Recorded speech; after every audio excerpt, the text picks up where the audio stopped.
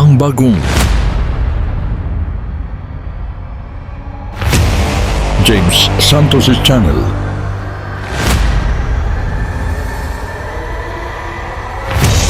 Bagong tema, bagong boses, may komentaryo. Ang pangangaral ni Brother Eli Soriano.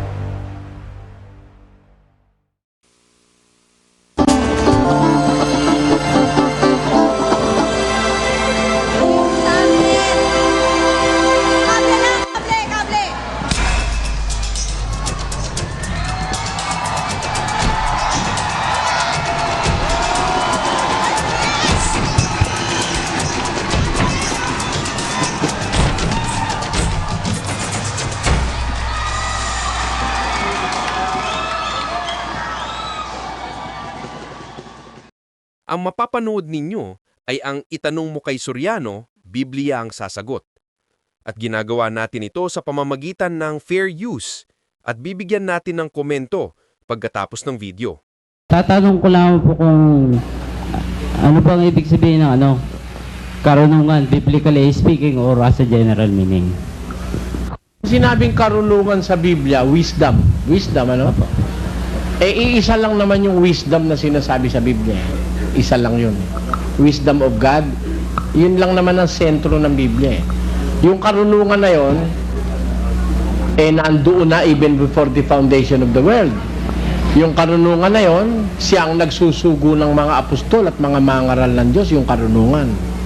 At personifying it, yung karunungan sinasabi si Jesus Christ. Yun.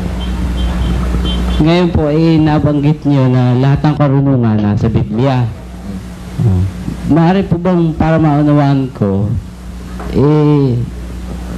pwede po bang ibigay niyo sa akin yung malawakang panig ninyo, yung malawakang katuwiran ninyo Na tungkol sa lahat ng karunungan na nasa Biblia? ganito, over and above everything else, ang karunungan ng Diyos nasa Biblia. 4:7 ng Kawikaan. Karunungan ay pinakapangulong bagay, kaya't kunin mo ang karunungan. Oo, sa lahat mong kukunin ay kunin mo ang unawa. Ayan, may sinasabi dyan na yung karunungan ang pinakapangulong bagay. Yun na nga yung karunungan ng Diyos. Ngayon, bakit ko sinabi na lahat ng karunungan nasa Biblia? Pati yung karunungang pantao, sa Biblia rin yun eh. Tingnan mo Sabi ni Solomon sa kanyang Ecclesiastes, ganito, 1:16. Ako'y sumangguni sa aking sariling puso na sinasabi ko, narito, nagtamo ako sa akin ng malaking karunungan, ng higit kaysa lahat na nauna sa akin sa Jerusalem. Oo, ang puso ko'y nagtaglay ng malaking kabihasnan sa karunungan at kaalaman. Tuloy. At inihilig ko ang aking puso na makaalam ng karunungan at makaalam ng kaululan at ng kamangmangan. Aking nahalata na ito man ay nauuwi sa wala. Tuloy. Sapagkat sa maraming karunungan at maraming kapanglawan at siyang nananagana sa kaalaman ay nananagana sa kapanglawan. Kita mo? Yung karunungang maraming yung pinagsasaliksiko, sabi niya, kaalaman, nauwi lang sa wala. Hindi naman karunungan ng Diyos yun. Iba yung karunungan ng Diyos, Ito, karunungan naman panlupa ito. Isinaliksik niya lahat. Kaya mababasa mo sa mga sulat ni Solomon, may botany, may zoology, andito lahat. May metallurgy sa Biblia. Kaya sabi ko, lahat ng karunungan nandito may mga writers na umalam nito Kasi tatapatin ko po kayo. Kasi, di ba po itong ating Biblia is 66 na aklat. Kung di po ako nagkakamali sa nakuha kong aral sa inyo, 71. 71 po ba o kung di ako nagkakamali? Alin yun? Yung aklat ng Biblia pong binubuo. Hindi, sa Katoliko, 72. Ibig ko sabihin, meron pa pong ibang aklat na parang hindi pa natipon para Ibig sabihin, hindi pa natipon lahat. Hindi. Yung namang idinagdag lang ng Katoliko rito, yung mga mga tinatawag nilang paralipomenon, yung Macabeo, yung Hudit. Hindi naman aklat ng karunungan yun, kundi aklat ng mga kasaysayan ng digma sa Israel. Digma yun, mga kasaysayan ng mga taong nagdigma sa Israel. At saka po yung pong pinagmula ng Diyos, Oh. it is considered karunungan po. Tsaka meron po kasing karunungan na Diyos lang talaga nakakaalam. Halimbawa, yung karunungan sa salita na para ginamit niya para makalakad o mahal po ng Jesus sa tubig o mahati ni Moises yung dagat. Yun po, kaya po parang hindi ko makuha yung pagkasabi niyo lahat ng karunungan nasa Biblia. Yeah. Hindi, nandito talaga lahat. Andito yung sinasabi mo nahati yung dagat eh. O ano ba yung pakarunungang humati sa dagat? Nagpaihipan Diyos ng isang hangin, malakas na hangin, nahati dagat. And that is true. Kayang hatiin ng hangin ang dagat. Kaya. The forces of wind. Bakit, kamo? Kasi, sinubukan nila ito scientifically, nagawa nila eh. Na yung tubig ay ma-divide through the force of the wind. Yun po makapangyarihang salita na iginawa doon para... Alin? Kasi ninyo... Hindi, wala naman salita, wala po. walang sinabi ron, kundi ang sabi ron, nagpahihipan Diyos ng hangin para mahawi yung dagat. Ayun. Kasi po, may umaano sa ano, parang ganun. Parang magic, gano'n, magic Diba? wala. No? Kasi may nakikinig po ako, kung ika kay Haring Sulong, may kagilas-gilas ika, hindi lalo na rin kay Soriano. Nagagalit po kasi na pag hindi daw po nyo, Ang gusto mo'y gano'n. Pagka personal na tayong magkakilala, bibigyan kita. Halimbawa, merong asong ulol na humahabol sa'yo, titigil yun. Meron ako ituturo sa'yo orasyon. Kaya lang sa personal na kakilala ko sinasabi yun. Pag halimbawa, kapatid ka na sa Diyos, matibay na ang pagkakatiwala mo sa katotohanan, hindi ka po pwedeng basta-basta mapahamak sa mga maligno, sa mga mangkukulam, sa kung sino-sinong mga alagad ng kasamaan. May ituturo lang ako sa yung kapiraso lang. Yun hinahanap mo siguro yun. Ayun, naano ako na po kaya. Salamat po. Magkakaintindihan tayo. Kaya lang hindi ito ang tamang panahon. Salamat din sa iyo, kapatid. Biblia ang sasagot. Itanong mo kay Soriano. Meron akong isang tanong sa inyo. Isa pa lang po, dahil marami akong tanong. Sige, kapatid. Ito pong 4:12 ng gawa. Ito po ba ay hindi lapat dun sa 14 ng Apokalipsis? 14 ano? 14:1 po. At yung gawa 4:12? 4:12. Ang sabi kasi sa 4:12, sapagkat walang ibang pangalan na ibinigay sa silong ng langit sa mga tao na sukat nating ikaligtas. Tama yun eh. Pangalan ni Kristo yun eh. Pangalan po. Di ba? Pero tatandaan mo, may nagbigay nun. Kung ikaw may utang na loob, hindi mo lang laging aalalahanin yung ibinigay, pati nagbigay na aalala mo. Bayan, sabi ni Kristo, 14:1 ng Juan, pakinggan mo. Huwag maglumihanan ang inyong puso. Magsisampalataya kayo sa Diyos, magsisampalataya naman kayo sa akin. Dalawa yun eh. Yung Ama sa Kasya. Kaya, walang ibang pangalang ibinigay sa silong na langit. Sino nagbigay? Yung Ama. Di ba? Kaya, tanggapin mo yung nagbigay, tanggapin mo yung ibinigay. Hindi pwede yung binigay lang. Lalabas sakim ka nun. Ang pagtanggap, dalawa. Yung nagbigay at saka yung ibinigay. Mabuting kalooban pagtanggap yon. Pag ganito, 3:14 na ikalawang Timoteo. Datapwat, manatili ka sa mga bagay na iyong pinag-aralan at sa pinagkaroonan mo ng katunayan. Bakit? Yamang nalalaman mo kung kanino mo nangatutuhan. Mananatili ka doon sa pinag-aralan mo at doon sa pinagkaroonan mo ng katunayan. Kung sino nagturo sa'yo. Kaya, turo at nagturo. Bigay at nagbigay. Ayan, sabi sa 4:12, walang ibang pangalang ibinigay sa silong ng langit. Hindi dahil doon si Kristo na lang, iglesia ka na lang ni Kristo. Mas matibay yung sa Ama at saka sa Anak. Yun ang nasa Biblia eh. Ikalawang Tesalonica.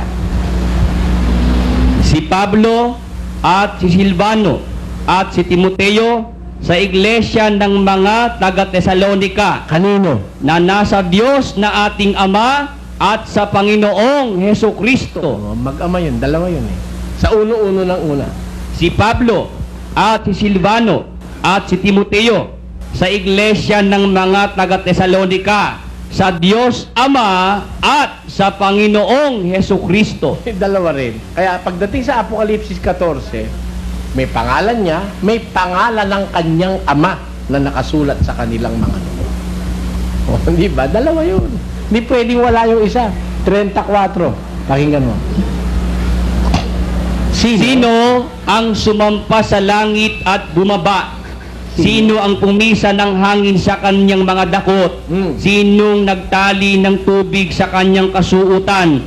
Sinong nagtatag ng lahat ng mga wakas ng lupa? Ano? Ano ang kanyang pangalan? At ano ang pangalan ng kanyang anak? Kung iyong nalalaman. Mag-ama. Ano pangalan niya? Ano pangalan ng anak niya? Obligado kayong dalawa tanggapin mo. Pag hindi, bawa tinanggap mo lang yung ama. Ha? O kaya tinanggap mo lang yung anak, binaliwala mo na yung ama. Sabi sa unang Juan 2:22, ito ang Antikristo sa makatwid ay ang tumatanggi sa ama at sa anak. pag tinanggihan mo yung ama at saka yung anak, Antikristo ka. Kaya para wag kang Antikristo, tanggapin mo yung ama, tanggapin mo yung anak. Pero tinanggap mo yung anak, tinanggihan mo yung ama, Antikristo ka. Tinanggap mo yung anak, tinanggihan mo yung ama, tinanggihan mo naman yung anak, tinanggap mo yung ama, Antikristo ka rin. Para wag, dalawa. Yung ama at anak. Meron pa po akong katanungan. Sige, sige. Yung tungkol po dun sa 17:3 ng Juan, yung sabi ni Kristo na makilala Na ikaw ay makilala nila na iisang Diyos na tunay. Tama naman yun eh. Nung salita niya, nakatingala siya sa langit, di ba? Di ba, nakasulat sa uno, sinalita ni Jesus ang bagay na ito. Sa pagtingala ng kanyang mga mata sa langit ay sinabi, Amal, walatiin mo ang anak. Ha? Tapos, gaya ng ibinigay mo sa kanyang kapamahalaan sa lahat ng laman, upang bigyan niya ng buhay na walang hanggan, yung lahat ng ibinigay mo sa kanya. At ito ang buhay na walang hanggan, na ikaw ay makilala nila na iisang Diyos na tunay. Sino niya? Yung ama. Ang ama, Nasa langit. sa langit eh. Oo, talaga iisa lang naman sa langit eh. Oh. Nasa baba kasi siya nun eh. Oh. Ang tanong ko po, bakit nung nangangaral si Kristo dito sa lupa, hindi niya naituro na siya ay Diyos? Hindi naman yun ang mission niya, iho eh. Ang mission niya, ipakikilala niya yung ama. Hindi yung sarili niya. Sapagkat kung ako'y magpapatutuo sa aking sarili, ang aking patutuo hindi katotohanan. May ibang magpapatutuo sa akin, sabi niya. Kaya ang mission niyang ipakilala yung ama. Ngayon, yung ama, siya naman ang ipakikilala. Ay ano pakilala sa kanya ng ama? Hebreo 1:8. Ngunit tungkol sa anak ay sinabi, Sabi nung ama sa anak, ang iyong luklukan, O Diyos, ay magpakailanman. sabi nung ama, yung anak niya, Diyos eh. Kasi hindi, kung ikaw halimbawa sugo, ano ba ang gawain ng sugo? Ang sabi, ang nagsasalita sa ganang kanyang sarili, humahanap ng kanyang sariling kalwalatian. Na dapat ang humahanap ng kalwalatian niya kung sa kanya'y nagsugo, ang gayon ay totoo. Sa mga kapatid, pag sugo ka, hindi yung sarili mo ipapakilala mo, kundi yung nagsugo sa'yo. Kaya tamang ipakilala ni Kristo, yung Ama, ang Diyos na iisa. Pero, nung pumanik na siya sa langit, eto naman yung mga alagad, ipinakilala naman siya na siya'y Diyos. O, tutol ka ba ron? Pakinggan mo, nung sabihin ni San Pablo, kay Pedro muna, mas nauna si Pedro eh. Si Simon Pedro, na alipin at apostol ni Jesucristo, na nagsipagkamit na kasama namin ng mahalagang pananampalataya sa katwiran ng ating Diyos at tagapagligtas na si Jesucristo. God our Savior, who is Jesus Christ. Nililiwanag eh, ng Diyos at ng ating Diyos at tagapagligtas na si Jesucristo. Conclusive yun eh. Diyos at tagapagligtas na si Jesucristo. Si Pablo, ano sabi? Na hintayin yaong mapalad na pag-asa at ang pagpapakita ng kaluwalhatian ng ating dakilang Diyos at tagapagligtas na si Hesu Kristo. Liwanag si Kristo yun. Dakilang Diyos at tagapagligtas. Kaya, nung nasa langit na siya, ipinakilala naman siya ng mga apostol na siya Diyos. At di naman katakatakan sabihin siya Diyos. Anak ng Diyos ba naman? Sasabihin mo, tao. Anak ng Diyos yun eh. Siyempre, Diyos ang may anak, Diyos ang anak. Tao ang may anak, tao ang anak. Di ba? Anak ng kalabaw, kalabaw. Anak ng kambing, kambing. Di ba? Kalagayan ang tinutukoy doon. Eh kayo, kung bigyan kayo ng argumento ng liligaw kayo, bakit? Pagka ba anak ng presidente, presidente na? Eh, hindi naman kalagayan yung presidente tungkulin. Di ba? Ang kalagayan, tao, anghel, Diyos. Yung anak ng Diyos, Diyos. Yung anak ng Espiritu, Espiritu. Yung anak ng tao, tao. Pero presidente, hindi naman nanganganak yung presidente. Hindi naman kalagayan yun eh. Ang filosofya sa inyo bakit? Pagka ba anak ka ng presidente, presidente ka na. Bakit? Kung hindi, halimbawa, anak ako ng hari, hindi ba ako pwedeng maghari? Hina naman ng ama ko, pag hindi niya ako nagawang hari, hari rin siya. Ganun lang yon. Kung pipilosofyahin. Kasi ang gusto nila ganito eh. Si Pedro ay lumalangoy. Ang isda ay lumalangoy. Si Pedro ay lumalangoy, kaya si Pedro ay isda. Yun ang kanilang filosofya. Para bang pagka lumangoy ka, isda ka na. Di ba? Di ba? Ang kanilang paniniwala, si Kristo raw, kaya tao, dahil daw, ang Diyos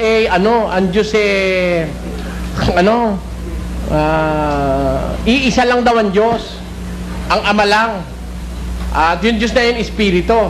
Kaya yun daw, yung Espiritu, si Kristo raw hindi Diyos dahil may laman at saka may buto. Yun ang kanilang argumento eh. Maling argumento yung ginagawa sa inyo ng, alam mo mga pastor nyo, ang natutunan sa Biblia yung ibabaw. Yung ilalim din nila nakuha. Biro mo, si Kristo raw, nag-umpisa nung ipanganak ni Maria. Paano nangyari? Nag-umpisa raw si Kristo nung ipanganak ni Maria. Samantalang hindi pa nga ginagawa ang mundo, nandun na yung anak ng Diyos. 17:5. 17:3 yung tinanong mo sa akin, ano? Ikoma natin sa 5. At ngayon, Ama, luwalhatiin mo ako sa iyo rin ng kaluwalhatiang Aking tinamo sa iyo, bago ang sanglibutan ay naging gayon. Tamo? Luwalhatiin mo ako sa iyo ng kaluwalhati ang aking tinamo, past tense. Ano? Tinamo sa iyo bago pa ang sanlibutan ay naging gayon. Tamo? Di wala pa sanlibutan, meron ng anak. Saan mo sasabihin mo tao? Imposible. De los imposibles. Yun pong yung nasa 1 Gis 9 po.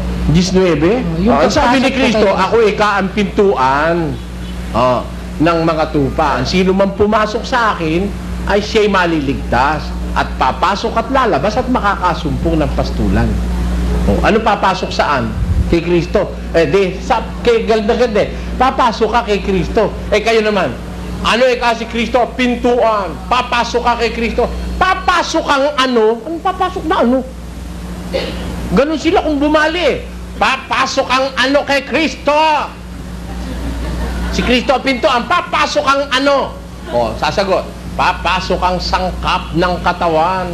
Alin ka ang katawan? Iglesia. Kaya papasok ka sa iglesia ni Kristo. Ayun ang kanilang ano rin kabisado ko yan ngayon, ang tanong, si Kristo pala pintuan. Di ba nakalagay, pintuan siya ng alin?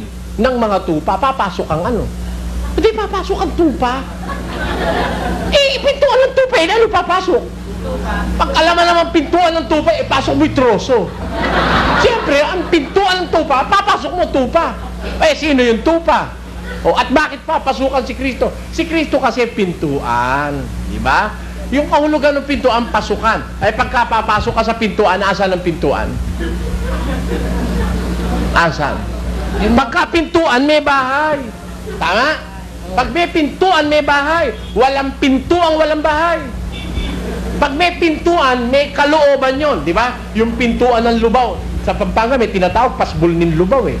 Pagpasok mo doon, nasa Lubao ka na. Di ba? Mapupunta ka sa Lubao, pasok mo sa pintuan ng Lubao. Pagpasok mo sa pintuan, meron kang loobang pupuntahan. O si Kristo, sa pamamagitan ko, sabi niya, pag siya pintuan, pag pumasok ka, meron kang dadat ng looban. Pakinggan nyo, sa awit. Magsipasok kayo sa kanyang mga pintuang daan na may pagpapasalamat at sa kanyang looban na may pagpupuri. Pagpasok mo sa pinto, may looban yun. Eh ano yung loob? Ha? Basa. Sa mga looban ng bahay ng Panginoon. Amen! Saan ka papasok na loob? Si Kristo, pinto. Pinto para makapasok ka sa looban ng bahay ng Diyos. Eh, alin ba yung bahay ng Diyos? Basa. Ngunit kung ako'y magluwat ng mahabang panahon, ay upang maalaman mo kung paano ang dapat sa mga tao na ugaliin nila sa bahay ng Diyos. Alin yun? Na siyang iglesia ng Diyos. Kita mo ang bahay ng Diyos, iglesia ng Diyos? Oh, kaya si Kristo, pagka sa kanya ka papasok bilang siya'y pinto, mapapapasok ka sa bahay ng Diyos. At yung bahay ng Diyos, yun ang iglesia ng Diyos, hindi iglesia ni Kristo. Mapapasukan mo. Si Kristo kasi pinto eh. Wala namang pinto, walang bahay. Miski yung pospro eh. May bahay, may pinto eh. Di ba? Kailangan mo pagpapasok ka kay Kristo bilang pinto, mapasok ka sa bahay. At yun ang bahay ng Diyos, na sabi ng Biblia siyang iglesia ng Diyos. Kasi po ang tinuro sa amin simula pa nung kabataan namin na yung papasukan doon ay yung kawan daw po. Hindi. Ang papasukan mo, yung kawan, hindi mo papasukan yung kawan. Pagpasok mo, masasama ka sa kawan, hindi ka sa kawan papasok. Di ba? Ang kawan, ano ba yung kawan? Hindi ba, bilang individual na tupa, you are a part of the kawan, of the flock. Hindi yung flock ang papasukan mo, but you will be a member of the flock. Diba? Nagtataka nga po ako dahil sa dinami-dami ng... Huwag ka lang magtaka. At alam mo, pagka ang mga ngaral mayaman, talagang bulag. Tandaan mo. Pag ang mga ngaral nasilaw sa pera, kahit hingi ng abuli na wala sa Biblia, hindi magtuturo ng tama yun. Bulag yun. Sa Biblia yun. Yun po kasing yung ginagawa po namin pag sa Santa Cena. Yung Santa Cena nyo lang, itigi-tigi sa kayo ng kopa eh, di ba? Sa Biblia, isang kopa lang gagamitin. Ano po ba yung literal na kupa? Hindi nga pwede. Dahil kung 1,000 kayo mabaho na yung pagsapang 500 lang ang uminom. Baka 10 lang uminom, mabaho na yung bunganga ng kopa. Hindi mo na matitiis na inumin pa eh. Ang ginawa nyo, tigi-tigi sa kayo ng kopa. Sa Biblia, isang kopa lang. Magsiinom kayong lahat diyan. Sabi ni Kristo. Tinaas niya yung kopa. Uminom kayong lahat diyan. Anong kopa yun? Literal ba yun? 10:39 ng gawa ng Marcos. Nakasulat. At sinabi sa kanila ni Jesus, ang sarong aking iinuman ay iinuman ninyo. At sa bautismo na ibinautismo sa akin ay babautismuhan kayo. Doon sa cup, wherein I drank, you shall drink. Yung ininuman kong kopa, yun din ang iinuman ninyo. At sa bautismong ibinautismo sa akin, babautismuhan kayo. Alin yung kopa na ininuman ni Kristo?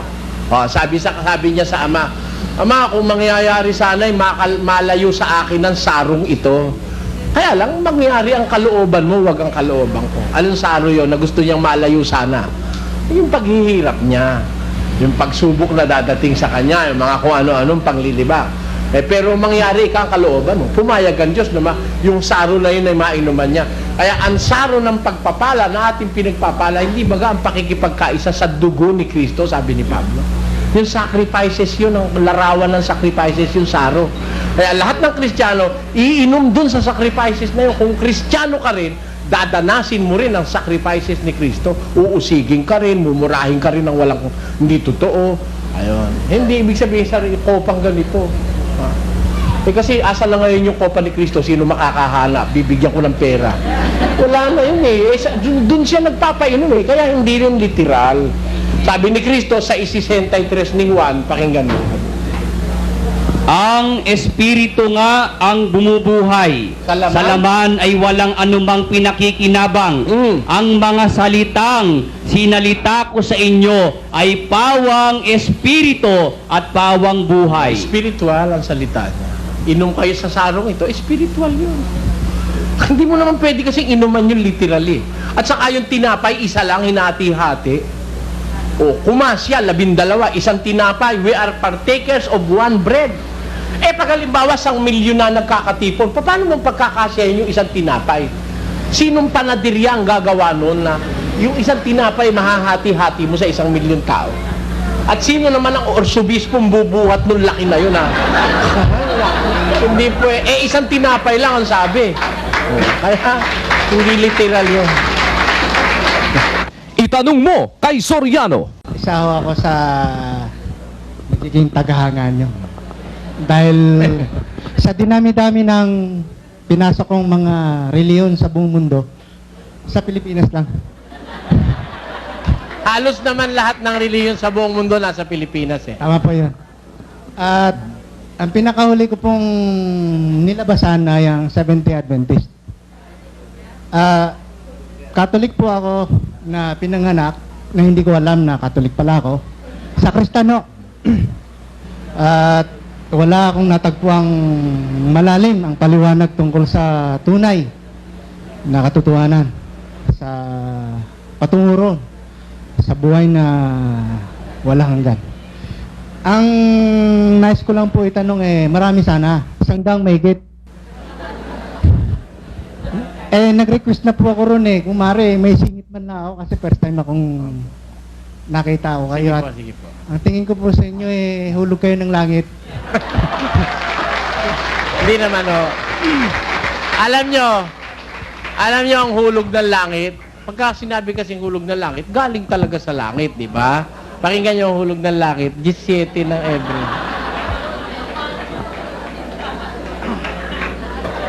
Nang magkagay sinabi, Nang magkagayoy sinabi ko, Oh. narito, ako'y pumarito sa balumbon ng aklat, ay nasusulat tungkol sa akin, upang gawin, O Diyos, ang iyong kalooban. sabi ni Jesus, naparito ako sa balumbo ng aklat na nasusulat tungkol sa akin. Ang hulog ng langit si Kristo. Talagang galing po siya sa langit eh. Balik, dalawang tanong na lang ho Sige po. sa may gitsang daan. Sige po. Ang totoo po, bago ako magtanong, backslider ho ako. Ngayon, minom ako, naninigarilyo ako kasi masama loob ko eh. Masama loob ko sa pinanggalingan kong mga sekta at mga reliyon sa tao na sinasabi nila maraming mahigpit na batas. Pero ang nakikita ko po, dapat magiging model sila. Hindi ho eh. Sila rin nagbabiolate ng patalikuran. Nalalaman ko yun kasi 8 taon ako sa Seventh-day Adventist. Security guard po ako nila roon. Di 8 taon kayo hindi kumakain ng baboy. Tama po. Malakas na penitensya yun. Ang itatanong ko po ito muna ho. Pero dalawa po ito. Sige po. In-outline ko na lang ho ito. Naniniwala po ako si Kristo ay tao at Diyos. Ngayon, maraming mga kabutihang ginawa si Kristo. Ito naman ang negative side. Ang itatanong ko sa inyo. Kung itong ginawa ni Kristo ay nasa kalagayang Diyos siya o nasa kalagayang tao siya. Ito ho. Kung naroon ang pagka-Diyos niya, bakit kinakailangan pa siya mag-aral ng Biblia o Scriptures ng 40 days, 40 nights na sa harap ni Satanas?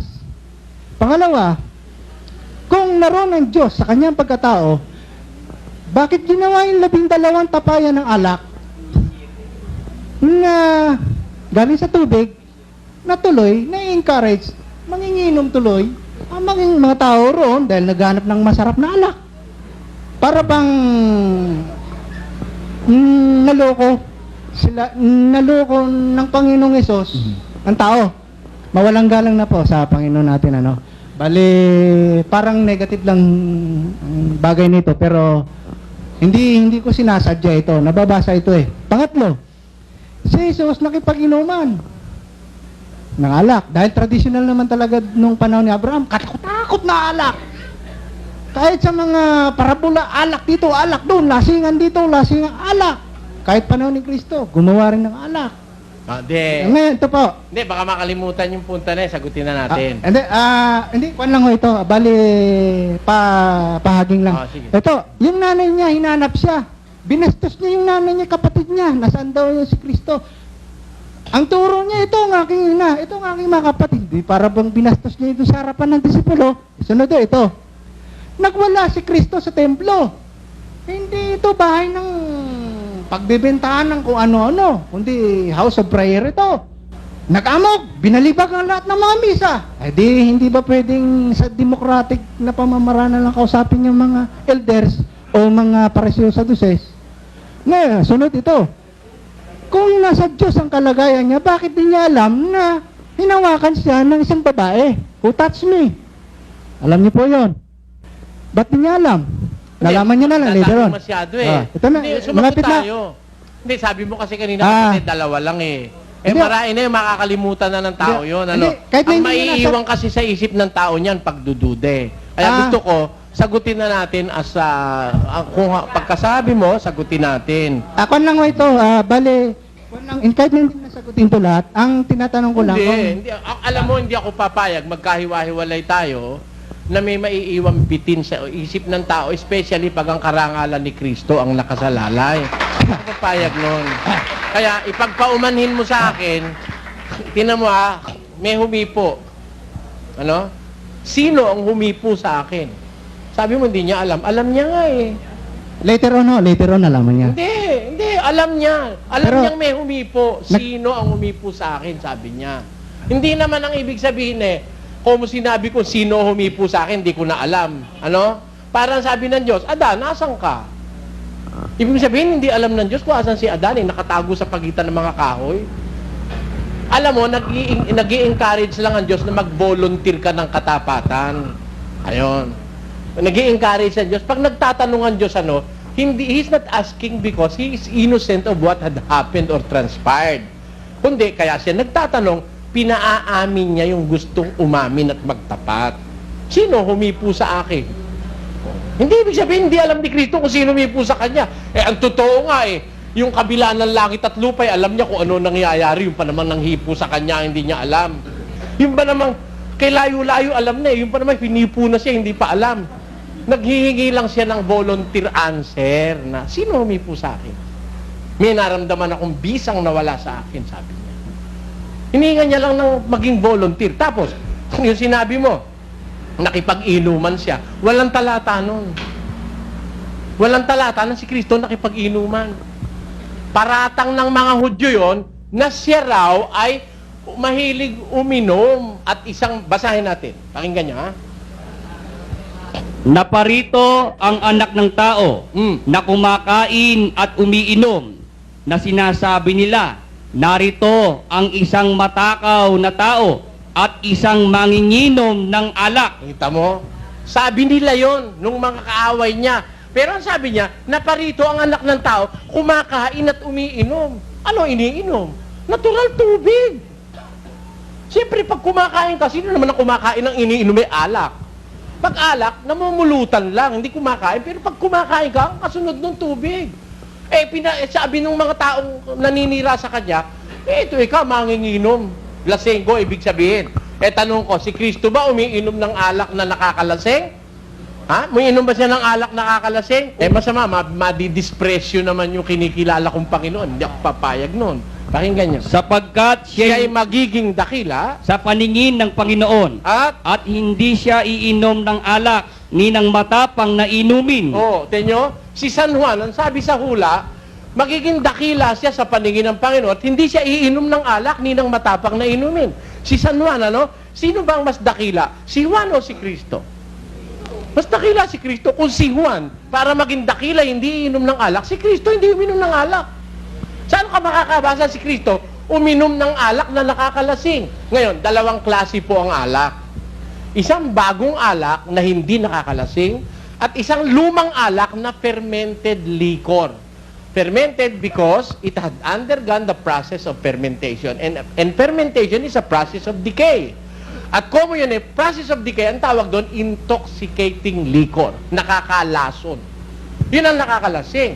Walang pruweba sa Biblia na si Kristo uminom ng alak na nakakalasing. Kung uminom man siya ng katas ng ubas, hindi pa alak na nakakalasing yon. At ang katunayan, nung gumawa siya ng alak, 6 na tapayang malalaki. Gumawa siya. Binigay. Inuman yung mga tao. Pumunta ngayon yung kapitan, ang tawag doon, kumbaga siya ang Comité de Pistejos Pumunta. Saan ang galing itong alak na to?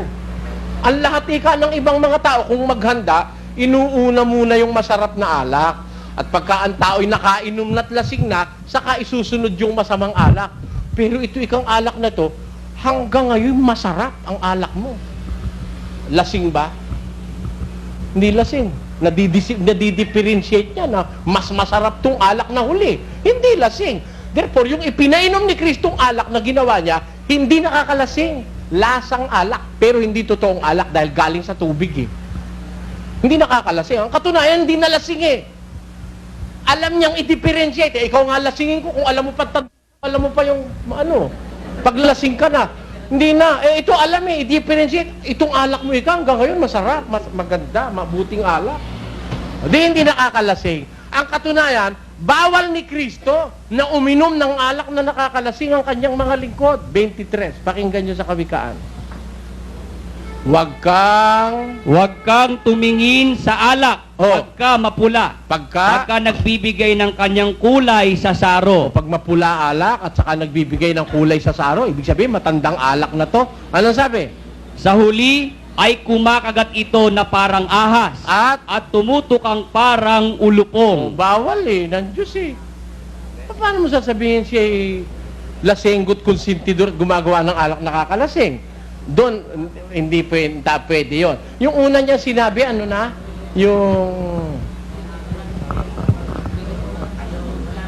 unang tanong po. Yung nag-aral siya ng scriptures ng 40, hindi totoong nag-aral siya ng scripture. 40 days, 40 nights. Wala kang mababasa sa Biblia siya'y nag-aral ng scriptures. Nag-ayuno siya. 40 days and 40 nights. He fasted 40 days and 40 nights. Walang mababasa nag-aral siya scriptures. After all, yung scriptures, siya nagpasulat, ba't niya pag-aaralan? Pakinggan mo. Unang Pedro 1:10 hanggang 12. Ba't siya mag-aaral nun sa bagay na siya nagpasulat? Tungkol sa pagkaligtas na ito Ay nagsikap at nagsiyasat na maigi ang mga propeta na nangagsihula tungkol sa biyayang dadating sa inyo na sinisiyasat ang kahulugan kung ano at kailang panahon itinuro ng Espiritu ni Kristo na suma sa kanila. Kita mo, ang nagturo sa mga propeta sumulat, yung Espiritu ni Kristo. Ba't naman siya mag-aaral dun sa siya nagpasulat? Kaya walang batayan yun, yung duda mo na yun na nag-aral siya 40 days and 40 nights. Pangalawang tanong mo, ano yung kapatid? Yung dun sa kanyang mga magulang na hinanap siya. Kung hinanap siya ng mga magulang niya, at saka yung kanyang mga kapatid. Nandun siya sa loob ng sinagoga, nagtuturo siya. Sabi nung mga tao, ang ina mo at mga kapatid mo nasa labas at gusto ka nilang makausap. Tinanong ni Jesus, bakit sino ba ang aking ina at sa aking mga kapatid? At iniunat niya ang kanyang kamay sa kanyang mga alagad at sinabi, narito ang aking ina at aking mga kapatid. Sapagkat sino mang gumaganap ng kalooban ng aking amang nasa langit, siya ang aking kapatid na lalaki, kapatid na babae at ina. Hindi panghahamak yun, kundi pagbibigay ng inspirasyon sa iba. Kasi may special inspiration na si Maria. Nauunawaan na ni Jesus si Maria, ina niya yun, sumuso siya ron Hindi naman niya itinatakwil yun Ang katunayan hanggang sa krus, kinikilala niyang ina yun Kaya lang, nung ituro niya yung aral na, sino ba ang aking kapatid at ang aking ina? Narito ang aking mga kapatid at ina. Sapagkat sino mang kasama kong gumagawa ng kalooban ng aking ama, kapatid ko siyang lalaki, kapatid ko siyang babae at ina. Hindi panghahamak kay Maria yon, kundi pagbibigay ng tsansa sa iba na malapit sila sa kanya gaya ng pagkalapit sa kanya ni Maria. Yun ang hindi niya hinahamak si Maria. Binibigyan niya lang ng yung iba, prestige. Kumbaga, binibigyan niya ng prestige. O yun mga kapatid mo, nasa labas Bakit? Ito kapatid ko rin to. Ibig sabihin, I do not want to disown anybody. I want to own them. Being Christ, being a Savior, I want to save everybody.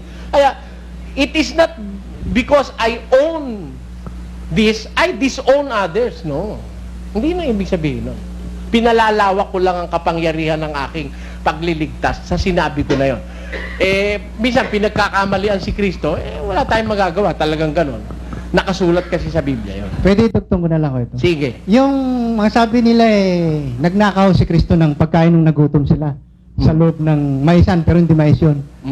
Sunod, ito yung pagnakaw din ng asno na gagamitin sa Hindi pagnanakaw yun. Kasi Hindi ang utos, pagnanakaw yun. Alam mo kasi ang pagnanakaw, kapatid, ang utos kasi, kunin mo yung asno. Ngayon, kapag nagtanong, ibig sabihin, hindi pa alam. Kung mahuli siya, edi sabihin, nahiramin lang, ibabalik mamaya. alam mo, Dinakaw no? yun, ang pagnanakaw kasi, kung kailan mahuli, siya lang malalo. oo, alam ko na yun eh. Pero sinasabi ko sa'yo, ang pagnanakaw kasi, pagkuha ng hindi mo pag-aari. Si Kristo bilang may-ari ng lahat ng bagay, pati buhay mo pwede niyang kunin eh. Sabihin, ninakaw niya. Hindi, may-ari lahat ng bagay. Siya may-ari lahat ng bagay. Sabi ng Biblia eh. 1:15 ng Kolosas. Na siya ang larawan ng Diyos na di nakikita, ang panganay ng lahat ng mga nilalang, Sapagkat sa Kanya nilalang ang lahat ng mga bagay na nasa sa sangkalangitan sa sangkalupaan, at sa sangkalupaan, Oo. na mga bagay na nakikita at mga bagay na di nakikita, Oo. maging mga mga luklukan Oo. o mga pagsakop, mga bagay ay nilalang sa pamamagitan niya at ukol sa Kanya. Kita mo, kanya yun eh. Kaya papasok siya sa Jerusalem para matupad yung hula, yung triumphant entry niya sa Jerusalem. Wala kung sasakyan. Alam mo kasi, yung hari, kakaugalian na noon, ang hari sumasakay sa isang sasakyang asno. Ngayon, merong isang espesyal na asno na hindi pa nasasakyan ng kahit na sino. And that was prepared for him. Panginoon, kukuha ka namin ng sasakyan. Sige, pumunta kayo doon sa bayan. May makikita kayong isang asnong nakatali. Kunin nyo. Ngayon, kung kukunin nyo na, nakita ng may-ari, na kinukuha nyo, bakit ka tatanungin? Sabihin nyo, kinakailangan ng Panginoon. Kinuha. Nagnakaw ba yung kanya yun eh? Pati nga yung may-ari ng asno, kanya rin eh. Paano yan nakawin yun? Panginoon ang... Hindi pagnanakaw yun. Yung tungkol po kay Pedro, bakit di na lang pangaralan si Pedro, bakit sinigawan pa ni Kristo na Satanas? At ang panghuli Alam mo, hindi niya sinigawan si Pedro. Lumingon siya. Sabi niya, lumayo ka sa likod ko, Satanas. Alam mo kasi, nung oras na yun, sinasakyan ng demonyo si Pedro. Hindi naman niya tiniis mo si Pedro eh. Si Satanas nire-rebuke niya dahil yung si Satanas kahit sa'yo, kahit sa akin pumupunta yun. Di ba? Kung mo pinupuntahan si Pedro, nililiglig ka ni Satanas, ang sabi niya kay Pedro eh. Basahin mo. Sa panahon na yon, ginagawa ni Satanas, mag-worry si Pedro na hindi dapat niya ipag-worry. Kaya lumingon siya, lumagay ka sa likuran ko, Satanas. Bakit? Simon, narito, hiningi ka ni Satanas upang ikaw ay madiglig niyang gaya ng trigo. Kita mo, nililiglig ka sa lukuyan ni Satanas si Pedro. Kaya, sinabihan niya, Satanas, lumagay ka sa likod ko. Ano ibig sabihin? Si Pedro ba yung Satanas? Hindi. Iisa lang naman ang Satanas 12:9. At inihagis ang malaking dragon, ang matandang ahas, ang tinatawag na Diablo at Satanas, ang dumadaya sa buong sanglibutan. Ayun, yun ang Satanas, yung dumadaya sa buong sanglibutan. Hindi naman lang dadaya si Pedro. Pati nga siya nadaya pa nung una eh. Kaya iba yun si Satanas, iba si Pedro. Itong panghuli na lang ho. Yung pinako siya sa krus.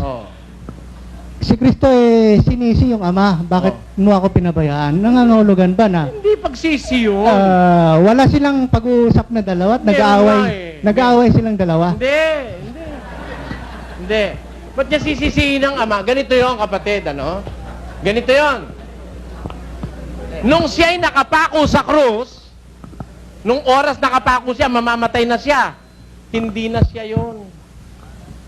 Hindi na siya yun. He is representing the totality of mankind because he is in the act of redeeming mankind. He was the ransom for our sins. Hindi ba? Ano ba kahulugan ng ransom? Pantubos. Kaya, He is there in our stead, in our place. Kaya, nung oras na yon, siya inilagay na bilang makasalanan. Bagaman wala siyang kasalanan, itinuring siyang makasalanan. Yung matuwid, sabi ng Diyos, ang matuwid hindi ko pababayaan, sabi niya. Nung oras na yun, hindi siya matuwid. Naka-impute sa kanya lahat ng kasalanan ng tao, kaya kailangan siyang pabayaan ng Diyos nung oras na yun. Biblia ang sasagot. Itanong mo kay Soriano. Paano po naging anak ni David si Kristo kung tinawag siyang Panginoon ni Haring David? Kasi may ugat yun eh. May pinanggalingan yon. Paano magiging anak ni David si Kristo samantalang tinawag ni David na Panginoon si Kristo? Ano? Pakinggan mo sa 10:22 ng Apokalipsis. Akong si Jesus ay nagsugo ng aking anghel upang sa inyo'y magpatotoo ng mga bagay na ito sa mga iglesia. Ako? Ako ang ugat at ang supling ni David. Ayun. Sabi ni Kristo, I am the root and the offspring of David. Ako ang ugat at ang supling ni David. Paano mangyayari yon? Kasi yung ugat doon nagmumula, di ba? Tapos, siya naman ang supling. Paano mangyayari yon? You have to consider two great things in the person of Jesus Christ. Yung kanyang katawan tao nang galing kay David. Sa lahi ni David. May prueba po ba sa Biblia na yung katawan tao niya nanggaling kay David? Saan po? Yun nasa Mateo, 1:1. Pakibasa po. Ang aklat ng lahi ni Hesukristo na anak ni David, na anak ni Abraham. Ayun. Tuloy. Naging anak ni Abraham si Isaac. At naging anak ni Isaac si Jacob. At naging anak ni Jacob si Huda. At ang kanyang mga kapatid. Tuloy. At naging anak ni Huda kay Tamar si Fares at si Sara. At naging anak ni Fares si Esrom. At naging anak ni Esrom si Aram. At naging anak ni Aram si Aminadab. At naging anak ni Aminadab si Naason. At naging anak ni Naason si Salmon. At naging anak ni Salmon kay Rahab si Buus. At naging anak ni Buus kay Ruth si Obed. At naging anak ni Obed si Jesse. At naging anak ni Jesse ang haring si David. At naging anak ni David si Salomon doon sa naging asawa ni Urias. Tuloy mo na, i-shortcut mo na. Dalhin mo na sa 16. At naging anak ni Jacob si Jose, asawa ni Maria, na siyang nanganak kay Jesus, na siyang tinatawag na Kristo. Kaya doon siya nanggaling sa lahi ni David. Bali, paano po naging ama ni Jesus si Jose? Sa anong paraan po naging ama ni Panginoong Jesus si Jose? Ay, hindi niya ama si Jose. Kumbaga, ang impresyon ng tao, anak siya ni Jose. Bali, impression ang lang impression ng ng tao. Kasi alam mo, hindi naman alam ng mga tao noon Oo yung nga nangyari po. kay Maria. Inilihim ni David yun ni Jose yun eh. Pakinggan mo sa 1:18. Ang pagkapanganak nga kay Jesucristo ay ganito, nang si Maria na kanyang ina ay mag-aasawa kay Jose. Bago sila magsama, ay nasumpungang siya'y nagdadalang tao sa pamamagitan ng Espiritu Santo. At si Jose, na kanyang asawa, palibhas ay lalaking matwid at ayaw na ihayag sa madla ang kanyang kapurihan, ay nagpasyang hiwalayan siya ng lihim. Datapwat, samantalang pinag-iisip niya ito, narito ang isang anghel ng Panginoon ay napakita sa kanya sa panaginip na nagsasabi, Jose, anak ni David, huwag kang mangamba sa pagtanggap kay Maria na iyong asawa, sapagkat ang kanyang dinadalang tao ay sa Espiritu Santo. Gusto sana ni David hiwalayan niya na si Maria, pero nagpasya siya na Si Jose po ano? Si Jose. gusto ni Jose na hiwalayan si Maria, pero nagpasya na lang siya na para wag ihayag sa madla ang kanyang kapurihan, tatanggapin niya na lang sa magitan ng panaginip na binigay sa kanya. Therefore, ang nabunyag sa tao, talagang nang magbuntis si Maria, kay Jose. Kaya sa impression po ng tao. Pero bali po sa laman, anak siya ni Maria. O anak siya ni Maria. Kaya lang Nagaling sa lahi ni David. pero hindi binanggit yung lineage ni Maria. Ay, hindi, alam mo, ito kapatid, ano, Opo. gusto ko maintindihan mo lang Oo, yung kaya ako po paraan ng tinatanong. Biblia, no? Sa Biblia, hindi binabanggit yung babae. Ang binabanggit sa Biblia, yung lineage, naggagaling sa lalaki. Kaya makikita mo, wala kang mababasang babae kahit isa. Naging anak ni ganon si ganon. Puro lalaki yun. Bali po, Pero, it must be understood na ang isang tao nanggagaling sa dalawang lahi. opo. Mother and father side. Di ba, no? Kahit saan mo daanin, si Kristo'y talagang galing kay David. Idaan mo kay Jose, idaan mo kay Maria, galing siya kay David. Kaya, rightfully, he can be called the son of David. Ngayon, bakit naman siya tinatawag na Panginoon ni David? Kasi, kaya siya tinatawag na Panginoon ni David, kasi wala pa si David, nandun na siya sa kanyang pagka-espiritu o pagka-Diyos. Biblia ang sasagot. Itanong mo kay Soriano. Brother, isa lang po may tatanong ko. Dumating na po ba si Elias? Oo, tagal na. Basa. At sumagot siya at sinabi, katotohanan ng si Elias ay paririto at isasauli ang lahat ng mga bagay nang magkagayoy na pag-unawa ng mga alagad na si Juan Bautista ang sa kanila'y sinasabi niya. Doon sa kabila. Sapagkat ang lahat ng mga propeta at ang kautusan hanggang kay Juan ay nangagsihula.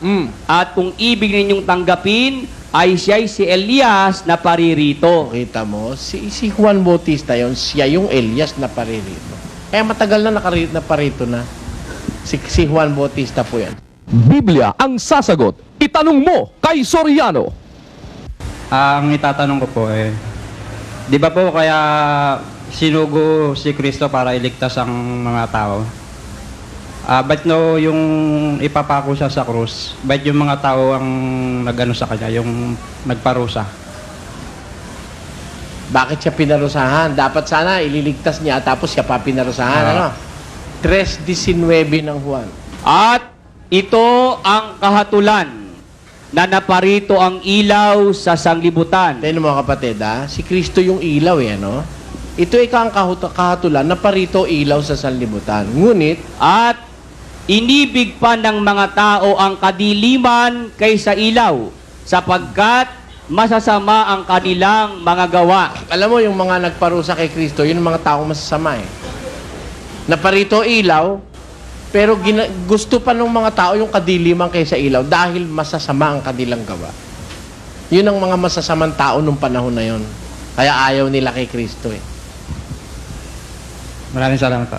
Salamat din. Biblia ang sasagot. Itanong mo kay Soriano. Kung sakali pong ako'y umanib na dito sa Iglesia ng Diyos, katulad po ang trabaho ko ay isang driver ng trucking po ng mga trailer. Kung halimbawa po ako hindi makadalo dito sa mga gawain, meron pa po pang penalty? Meron po? Pong penalty. Ang penalty, impyerno. Ay katulad po ng... Pakinggan nyo, kaya ko sinabi yun, Gis 25 ng Ebreo.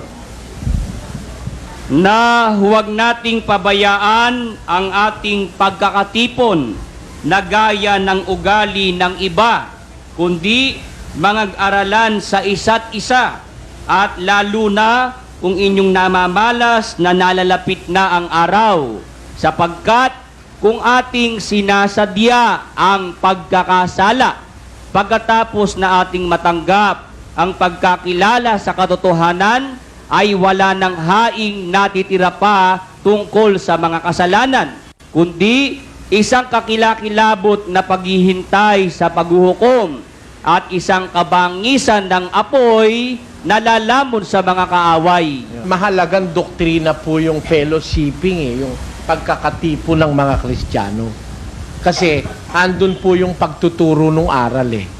Ngayon, sa kaso nyo, halimbawa, nagtatrabaho kayo sa tracking, hindi ho nyo pwedeng idahilan sa amin na nagtatrabaho kayo sa tracking, hindi na kayo dadalo sa mga pagkakatipon sa pagsamba sa Diyos, Bakit ho? Meron ho kaming mga in-schedule na pagkakatipon na meron kayong mapipiling araw para kayo makapakipagkatipon. Halimbawa, ang unang araw po ng Sanlinggo o Linggo na siyang nakasulat sa Biblia, nag-uumpisa po yan Saturday sunset. Kaya, sunset Saturday, umpisa na po ng araw ng Linggo yon. Pwede kayong dumalo sa sunset na pagkakatipon. Meron namang Sunday 4:30 a.m., Sunday 8:30 a.m., Sunday 2:30 p.m. Tapos may mga prayer meetings ng Wednesday and Friday and Thursday kung alin ang maluwag sa inyo. Pero sasabihin nyo, totally, hindi kayo dadalo, hindi ho namin kayo babautismuhan. Ay, hindi naman ho sa ganon. Ang ibig ko sabihin, kung halimbawa... Hindi kayo nakadalo? Hindi ako nakadalo. Na-destino ako ng Bicol, 1 linggo. May pagsamba ho sa Bicol. Ay, hindi ko naman alam ang lugar doon. Bibigyan ho, kailangan ho, ang Kristiyano, alam mo yung kapatid mo kung asan. Para kung masiraan ka sa daan, matutulungan ka. Ganun po yun. Yun lang. Bibigyan namin kayo ng kompletong listahan. Halimbawa, kasi ganito yan Kagaya nung nag-abroad. Pag nag-abroad, binibigay namin ng address kung saan siya pwedeng pumunta sa abroad. Pwede niyong malapitan sila pag nandun kayo. Bibigyan natin ng komento ang napanood nating video. Ito ay malayang komento lamang at hindi upang magmarunong. Ang bibigyan natin ng komento ay tungkol sa Santa Cena. Hindi naman dapat na mag-Santa Cena ang sinumang relihiyon. Kaya tuloy, ang Iglesia ni Cristo ay napaparatangan na naghahapunan sa umaga. Kasi kapag hapunan, sa gabi ang ginagawa. Ang nakasulat kasi ay alalahanin o pag-alaala sa ginawa ng Panginoon sa gabing yon sa ikaliligtas ng mga sumasampalataya. Kapag inaalala ang hapunan ng Panginoon, pwedeng gawin yan sa anumang oras. Meron ring tinapay at katas ng ubas, bilang pag-aalala sa sakripisyo ng Panginoon. At ay nakakasama rin tayo sa kanyang hapunan sa gabing yon. Kaya, hindi na orasan ang pinag-uusapan kapag inaalala natin ang gabing yon na hapunan ng Panginoon. Katulad rin yan doon sa sinasabi ng Panginoon na, narito ako'y nakatayo sa pintuan at tumutuktok. Kung ang sinuman ay duminig ng aking tinig at magbukas ng pinto, ako'y papasok sa kanya at hahapong kasalo niya. Hindi issue ang oras. Hindi naman sinabi ni Jesus na alahananin sa oras ng gabi. Ang importante ay alahananin natin gaya ng utos niya. Kapag inaalahanan natin, parang nandoon rin tayo nang gawin ni Jesus ang hapunan na yon na may tinapay at katas ng ubas. At tungkol sa tanong na kung umiinom ba ng alak o grape wine si Jesus, ang sagot ko ay umiinom ng alak si Jesus. Alam kong marami ang hindi sasang-ayon sa akin. Basahin natin ang talatang pinagbatayan. Naparito ang anak ng tao na kumakain at umiinom at sinasabi nila, narito ang isang matakaw na tao at isang manginginom ng alak. Dapat lang unawain natin ang talata. Hindi lahat ng kumakain ay matakaw na at ganoon rin ang umiinom ay manginginom na agad. Hindi lahat ng umiinom ng alak ay manginginom na ng alak. Ang manginginom ng alak ay mga lasenggo na ang tawag roon. May sinabi si Jesus sa araw ng pagdiriwang ng Paskwa. Katotohanang sinasabi ko sa inyo na hindi na ako iinom ng bunga ng ubas hanggang sa araw na yaon na inumin kong panibago sa kaharian ng Diyos. Sa pananaw ng karamihan sa mga iskolar ng Biblia at historiador, ang ininom ni Jesus sa huling hapunan ay malamang na alak na gawa sa ubas dahil iyon ang karaniwang inumin sa Paskwa noong panahong iyon. Wala tayong mababasa na pinagbabawal ang alak sa Israel sa lahat ng pagkakataon. May pinagbabawala talaga sa ibang may tungkulin at panata at pagtatalaga sa Diyos. Kung nagustuhan ninyo ang napanood ninyong video, please like, share, and comment. At maraming salamat sa inyong suporta upang manatiling buhay ang aking channel. Maraming salamat sa panonood.